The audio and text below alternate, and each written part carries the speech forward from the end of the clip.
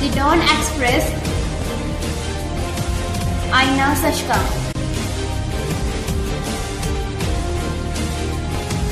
नमस्कार, the don express में आपका स्वागत है। आशा है आप सभी सुखी व स्वस्थ होंगे।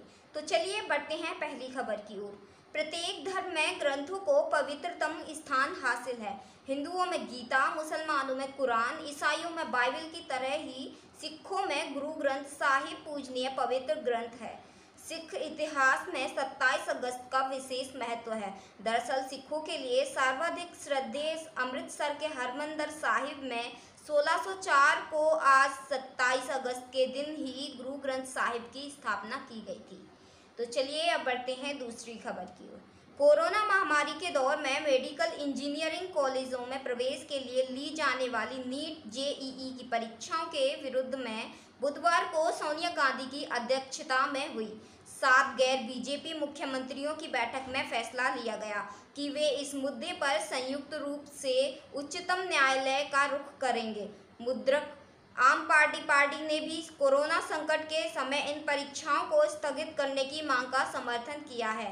कांग्रेस अध्यक्ष सोनिया गांधी के साथ डिजिटल बैठक में पंजाब के मुख्यमंत्री अमरिंदर सिंह, पश्चिम बंगाल के मुख्यमंत्री एवं तृणमूल कांग्रेस की नेता ममता बनर्जी ने यह कहा कि इन परीक्षाओं को रोकने के लिए राज्यों को उच्चतम न्यायालय का रुख करना चाहिए। हालांकि झारखंड के मुख्यमंत्री, झारखंड मुक्ति मोर्चा के नेता हेमंत सोरेन ने कहा कि न्यायालय जाने से पहले मुख्यमंत्रियों को नरेंद्र मोदी जी से मुलाकात कर परीक्षाओं को टालने की मांग करनी चाहिए।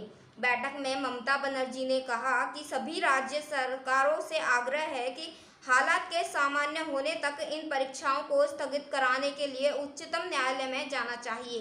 महाराष्ट्र के मुख्यमंत्री शिवसेना प्रमुख उद्धव ठाकरे ने सवाल किया कि आज कोरोना वायरस का संक्रमण फैल रहा है, संकट बढ़ गया है, तो परीक्षाएं कैसे ली जा सकती हैं। राजस्थान के मुख्यमंत्री अशोक गहलोत, छत्तीसगढ़ के मुख्यमंत्री भूपेश बघेल, पचुडेरी के मुख्यमंत्री वी नारायणसामी ने भी इन परीक्षाओं को स्थगित करने की पैरवी की। केंद्र सरकार के फैसले के खिलाफ न्यायालय का रुख करने के विचार से सहमति जताई। तो अब बढ़ते हैं अगली खबर की ओर।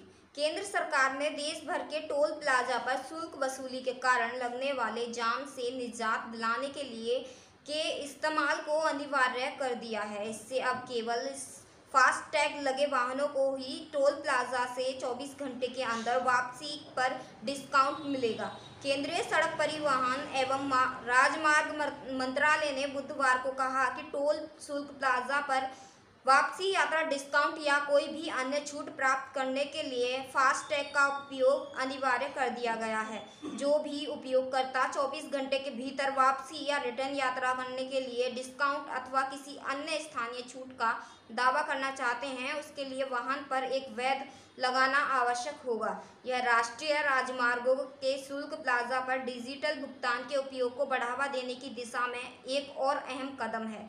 इस तरह की छूट पाने के लिए देय शुल्क का भुगतान केवल प्रीपेड इंस्ट्रूमेंट, स्मार्ट कार्ड अथवा ऑनबोर्ड यूनिट या इसी तरह के किसी अन्य उपकरण के जरिए किया जाएगा। नए नियमों से जिन मामलों में 24 घंटे के भीतर वापसी या रिटर्न आने के लिए डिस्काउंट उपलब्ध है, उनमें पूर्व रसीद या सूचना की कोई आवश्यकता नहीं होगी और संबंधित नागरिक को छूट अपने आप मिल जाएगी, बशर्ते कि वापसी यात्रा 24 घंटे के भीतर निश्चित रूप से हो जाए एवं संबंधित वाहन पर एक वैध अवश्य लगा हो।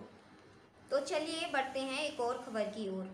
भारतीय कृषि अनुसंधान परिषद के भारतीय बागवानी अनुसंधान संस्थान बेंगलुरु के बीज पोर्टल का भारतीय स्टेट बैंक के योनो कृषि ऐप के साथ एकीकरण व उपभोक्ताओं को लोकार्पण बुधवार को केंद्रीय कृषि एवं किसान कल्याण, ग्रामीण विकास तथा पंचायती राज मंत्री नरेंद्र सिंह तोमर के मुख्य आतिथ्य में हुआ। भारतीय स्टेट बैंक के अध्यक्ष रजनीश कुमार विशेष रूप से उपस्थित थे। दोनों ऐप के एकीकरण से देश के करोड़ों किसान बीज खरीदी सहित सरकारी योजनाओं तथा बैंक की सुविधाओं के विविध लाभ डिजिटली ले सकेंगे। कार्यक्रम में तोमर ने कहा कि कृषि का क्षेत्र चुनौतीपूर्ण रहा है, इसके बावजूद किसानों के अथक परिश्रम व वैज्ञानिकों के अनुसंधान तथा सरकार की नीतियों के कारण यह क्षेत्र देश में सर्वाधिक महत्वपूर्ण स्थान रखता है। तोमर ने कहा कि जहां जहां भी टेक्नोलॉजी का उपयोग किया गया वहां बड़ा फायदा ग्रामीण क्षेत्र को पहुंच रहा है, जिसमें बैंकों का बहुत बड़ा योगदान है और एसबीआई की भी महत्वपूर्ण भूमिका है। पीएम किसान स्कीम हो या कोरोना संकट के दौर में किसानों व अन्य वर्गों को सरकार की ओर से भुगतान, जन धन खातों में करोड़ों बहनों को राशि देने जैसे हर कार्यक्रम के क्रियान्वयन में बैंक व टेक्नोलॉजी की महती भूमिका है। इसीलिए अब यह संभव हो रहा है कि लोगों को सरकार योजनाओं के 100 खाते में प्राप्त हो रहे हैं। कहीं किसी भी प्रकार की बिचौलिए या दलाल की भूमिका अब नहीं बची है। वहीं अगली खबर, हिमाचल प्रदेश की पीर पंजाल पर्वतमाला में 10,000 फीट की ऊंचाई पर अटल सुरंग का निर्माण पूरा हो गया है। यह सुरंग दुनिया की सबसे लंबी रोड सुरंग होगी, जिसे बनाने में 10 साल लगे हैं। प्रधानमंत्री नरेंद्र मोदी अगले महीने इसका उद्घाटन कर सकते हैं। हिमाचल प्रदेश में रोहतांग दर्रे के करीब बनाई गई 9 किलोमीटर लंबी रणनीतिक अटल सुरंग अब उद्घाटन के लिए तैयार है। निर्माण शुरू होने पर इसकी डिज़ाइन 8.8 किलोमीटर लंबी सुरंग के रूप में बनाई गई थी, लेकिन निर्माण पूरा होने पर जब जीपीएस रीडिंग ली गई तो सुरंग की लंबाई 9 किलोमीटर निकली। ऊंचाई के लिहाज से यह दुनिया की पहली सुरंग होगी, क्योंकि इसे लगभग 10,000 फीट की ऊंचाई पर बनाया गया है। इसके शुरू होने पर मनाली और लेह के बीच की दूरी 46 किलोमीटर कम हो जाएगी। यह सुरंग इसलिए भी महत्वपूर्ण है क्योंकि इससे पाकिस्तान चीन बॉर्डर पर भारत की ताकत बढ़ जाएगी।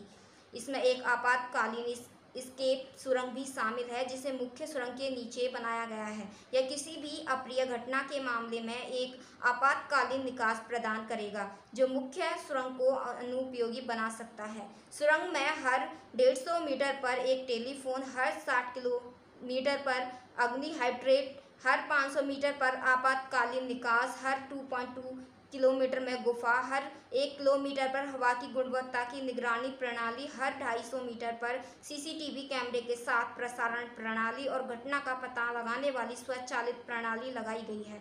सुरंग में 80 किलोमीटर प्रति घंटे की अधिकतम गति से वाहन चल सकेंगे और प्रतिदिन 5,000 वाहन इससे गुजर सकेंगे। यह सुरंग लेह और लद्दाख के आगे के क्षेत्रों के लिए सभी मौसम के अनुकूल होगी।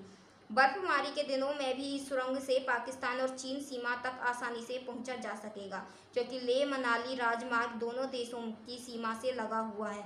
ऐसे में रणनीतिक क्षेत्र लद्दाख में भारत की पकड़ और मजबूत होगी। इसलिए इस सुरंग के शुरू होने पर इसी के जरिए लद्दाख सीमा तक सैन्य वाहनों की सुरक्षित आवाजाही हो सकेगी और सैनिकों को रसद पहुंचने में दिक्कत नहीं आएगी।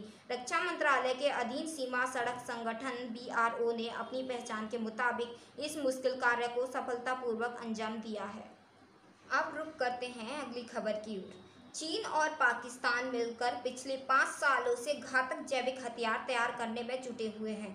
कोरोना वायरस के चलते सुर्खियों में आए वुहान इंस्टीट्यूट ऑफ वायरोलॉजी के इस काम की जिम्मेदारी दी गई है। इस पूरे प्रकरण को चीन पाकिस्तान इकोनॉमिक कॉरिडोर के आड़ में अंजाम दिया जा रहा है। वुहान के वैज्ञानिक 2015 से पाकिस्तान में खतरनाक वायरस पर शोध कर रहे हैं। इस बात का खुलासा तब हुआ जब पिछले महीने चीन और पाकिस्तान ने संभावित जैव युद्ध क्षमता का विस्तार करने के लिए 3 साल का एक गुप्त समझौता किया।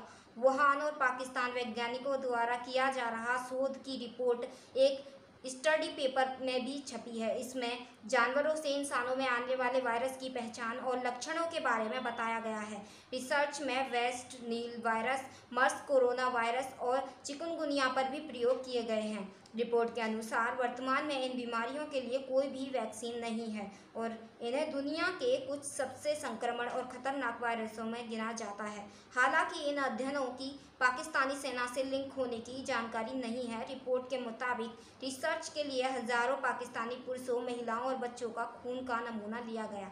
इसमें वे लोग शामिल थे जो जानवरों के साथ काम करते थे और दूर दराज के इलाकों में रहते थे। फिलहाल के लिए इतना ही। बाकी खबरों के लिए बने रहिए द डॉन एक्सप्रेस के साथ। संभार, डेली हंट, डेली होम। धन्यवाद।